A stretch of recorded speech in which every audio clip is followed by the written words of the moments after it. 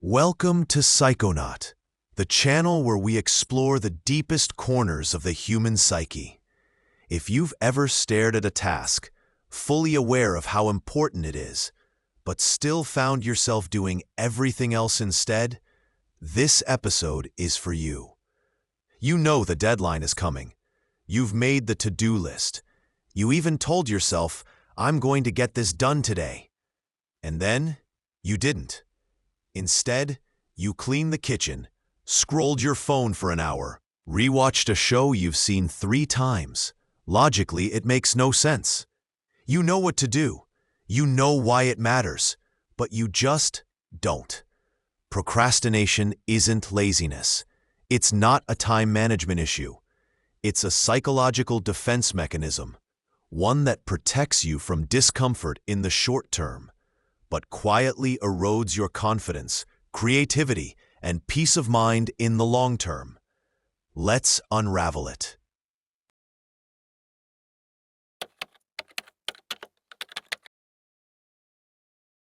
Most of us think procrastination is about poor discipline, but that's a surface-level explanation. The truth?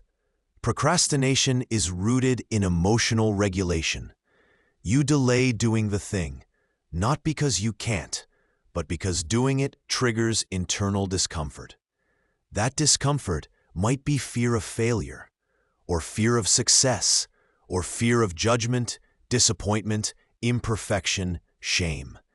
So instead of facing those emotions, your brain finds clever ways to distract you, to soothe you, because the task isn't just a task.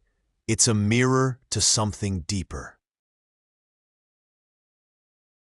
At the heart of chronic procrastination is fear, often unconscious, often unspoken. Fear of not being good enough. What if I try and fail? Fear of judgment. What will others think if this isn't perfect? Fear of success. If this goes well, will expectations rise? Fear of effort. What if I give my best and it's still not enough? To protect yourself from these inner fears, your mind creates distance. That distance looks like scrolling, snacking, or suddenly organizing your closet at 2 a.m. Ironically, procrastination is a way of trying to stay safe, but it creates the very pain we're trying to avoid: guilt, anxiety, self-criticism.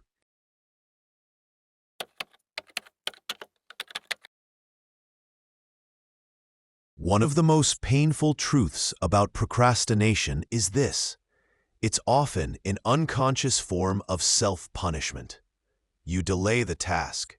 Then you criticize yourself for not doing it. You build up mental pressure, shame yourself, and reinforce the belief, "I always screw things up." Why would we do this to ourselves?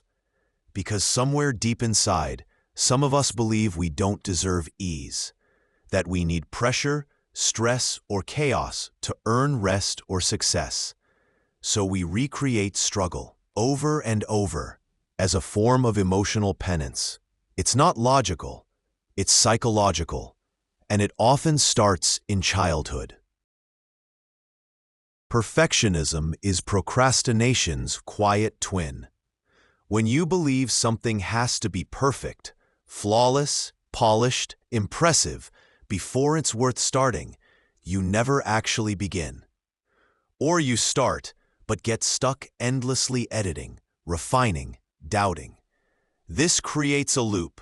If it's not perfect, I won't be proud of it. But if I don't finish, I won't be judged. So I'll delay. At least then, I have an excuse. Perfectionism masks as high standards, but often, it's just fear of being seen as not enough.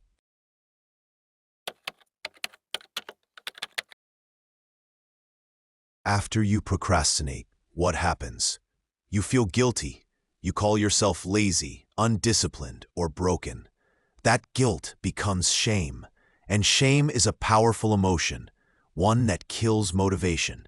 Instead of saying, "I messed up," shame whispers, "I am a mess." And in that moment, starting the task feels even harder. You're not just battling a project, you're battling your own identity. This is the shame loop. Oh, procrastinate, feel bad, shame, lower motivation. Procrastinate again. Escaping it requires more than a productivity hack. It requires self-compassion. In some people, chronic procrastination isn't just a bad habit, it's a trauma response. If you grew up in a home where mistakes were punished, where you were shamed for not doing things right, or where achievement equaled worth, your nervous system may associate tasks with danger. Even simple things can trigger fight, flight, or freeze. And procrastination becomes a form of freezing, your body's way of saying, "This feels unsafe." Your logical brain says, "Just do the thing." But your emotional brain says, "Doing the thing equals risk. Stay still." The solution? Healing, not hustling.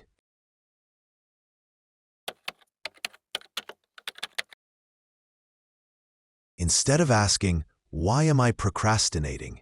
try asking, "What am I trying to protect?" Sometimes you're protecting your self-worth. Sometimes your energy. Sometimes your identity. For many, the unfinished task is tied to a deeper belief. If I don't try, I can't fail. If I don't fail, I'm still safe. But the cost of that protection is stagnation. It keeps you stuck in a limbo where nothing gets done, and your potential remains caged by fear. There is no one-size-fits-all solution, but there are emotional strategies that help. Name the fear. What are you really afraid of if you finish this task? Lower the stakes. Remind yourself that progress matters more than perfection.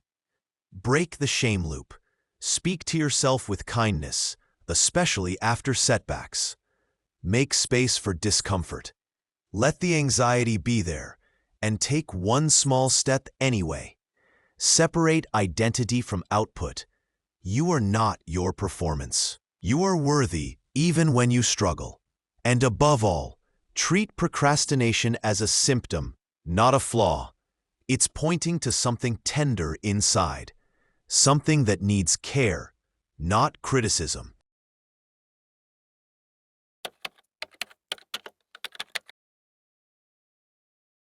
Procrastination doesn't mean you're lazy, broken, or weak. It means your emotional brain is trying to keep you safe, even if it's using outdated tools. By listening to the why behind your resistance, without judgment, you begin to build trust with yourself again. And that trust becomes momentum, not forced, but natural. Because when your inner world feels safe, action becomes possible. You don't need to hustle your way out of procrastination. You need to heal your way through it. If this resonated with you, if you've ever felt stuck, frustrated, or misunderstood because of your procrastination, you're not alone. It's not about discipline. It's about compassion, awareness, and healing. If you found this video helpful, please like, subscribe, and share it with someone who needs to hear this. This is Psychonaut, where we don't just study the mind, we nurture it. Until next time, be kind to your inner world.